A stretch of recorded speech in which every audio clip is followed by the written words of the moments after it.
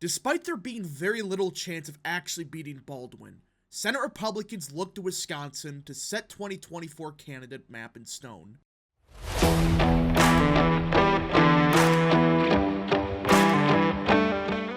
What is up, people of the internet? It is me, Real American, back in with a new video, and today it is time to talk about the 2024 United States Senate election in the state of Wisconsin, because everyone, we have been waiting for a year now on, hey, who's gonna be the opponent to go against Tammy Baldwin?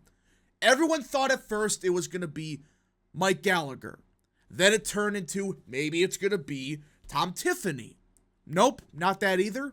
Well, we have been waiting, and we've still yet to have an official opponent to Baldwin.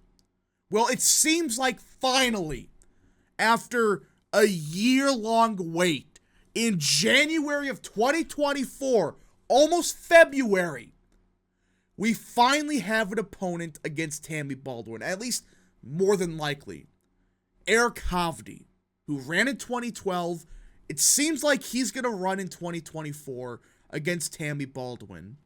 Now, before we continue with today's video, I hope you enjoy these type of videos. If you do, smash the like button down below, subscribe, share with your friends, hit that little bell, follow the social media accounts in the description down below, and of course, join the channel today. Guys, just for $1 a month, you can join Real American.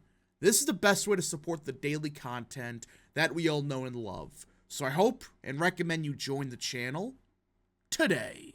Now, I want to be 100% clear. I am not saying that Tammy Baldwin has much of any shot of losing. No matter who you ran, you were probably going to lose against Baldwin. Even though I think that she's overrated, I still think that she is the clear favorite. With that being said, it seems like that we finally have someone going against Tammy Baldwin, Eric Hovde. So let's get right into it. Senate Republicans are expecting the final piece of their 2024 puzzle to fall into place in short order as they ready themselves for a November fight against Senator Tammy Baldwin in the key battleground state of Wisconsin. Now, this is why I think that they're still even talking about Wisconsin.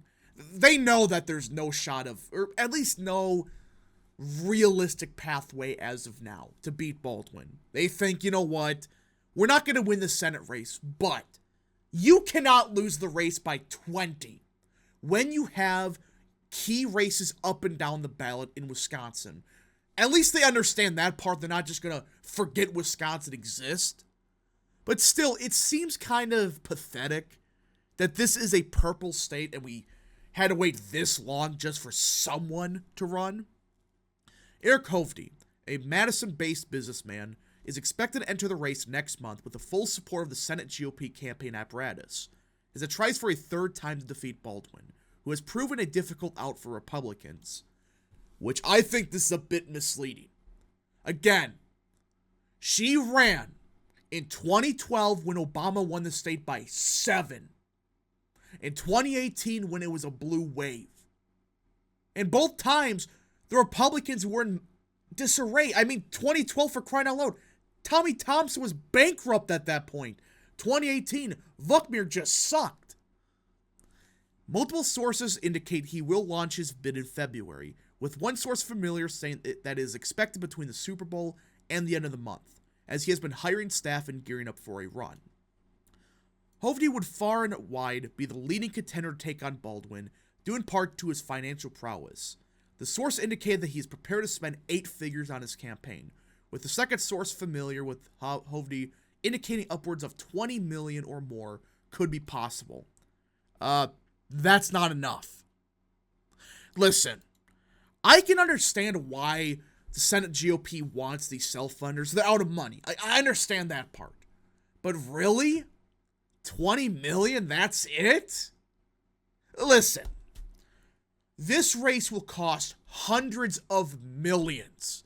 20 million might be enough for the primary. But for the general, that's not enough. And this is where many people are, I think, are misunderstanding, these self-funders. They're going to self-fund to a certain point. But 20 million is not enough. It's like McCormick in Pennsylvania. He may self-fund to 40, 50 million. That's not enough. You need 9 figures to possibly win. So, I don't get why they think 20 million is enough. They must assume, oh, he's going to get enough financial support from outside people, but if it's only 20 million, that's not enough.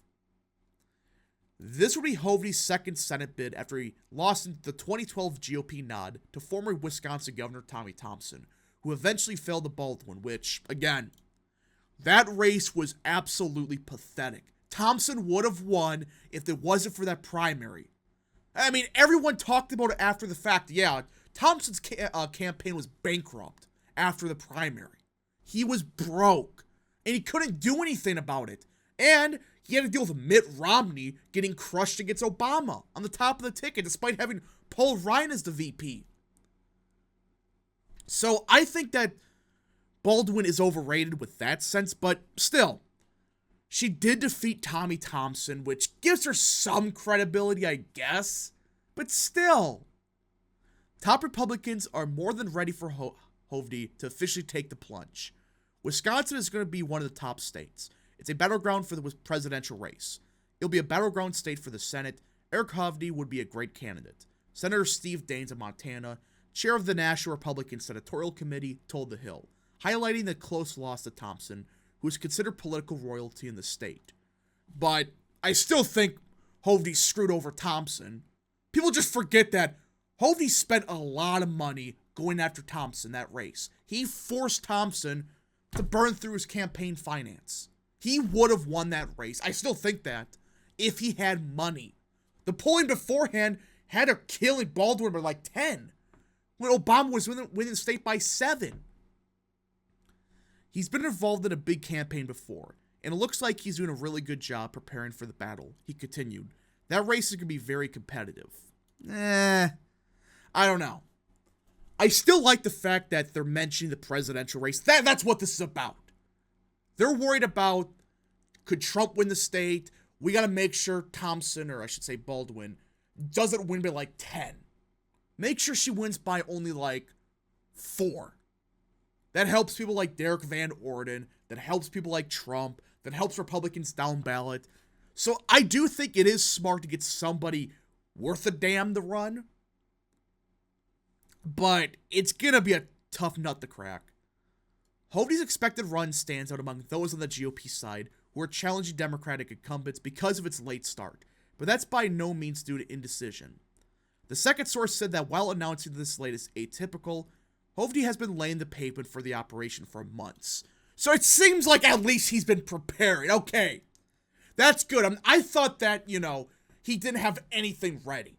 He was just going to announce a run next week and have nothing there. So it sounds like he has something of a campaign. You can announce late. You can't organize late. He organized early, the source said. He's able to come in later and shorten the campaign, in time the Democrats are able to attack him. Which, that is smart. If he really has been preparing for, say, 4 months, getting a staff ready, being prepared, and forcing Democrats to, wait, this could be a net positive. According to the first source familiar, part of the thinking is also that Republican voters are paying more attention to the early presidential primaries and aren't nearly as consumed with down-ballot contests as of yet, which, okay, again, it sounds like they have been preparing good. But still, I would have liked them to announce, last month. Because you still gotta get your name out there. I know you ran back in 2012, but it's been 12 years and no one really knows who Hovde is. Are people really tuned in right now? The source said. It's going to be an expensive race, so why not spend money when people are tuned in? All right. So again, I'll give them credit. They're being smart about it, at least. They're going to announce late because at least they have valid reasons for it. Republicans are clear-eyed that Baldwin will be difficult to topple, just as she has been in each of her other Senate races. She's known for being well-funded, having raised $31 million for 2018 campaign overall. Most recently, her campaign announced she raised $3 million during the final 3 months of 2023, and as of September, she had nearly $6.9 million in the bank, just her campaign. So when you include super PACs, it's gonna be like 9 figures. That's gonna be how much this race will be.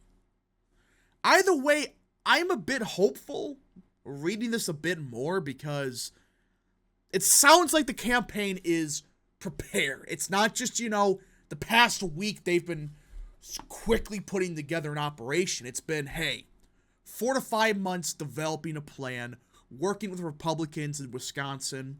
Okay, I'll give Hovde that. He's been preparing for a while, it appears. But still, I think it's going to be nearly impossible for him to win. I just don't see how, as of now, he can win. It's possible, but it's very unlikely. Who knows, though?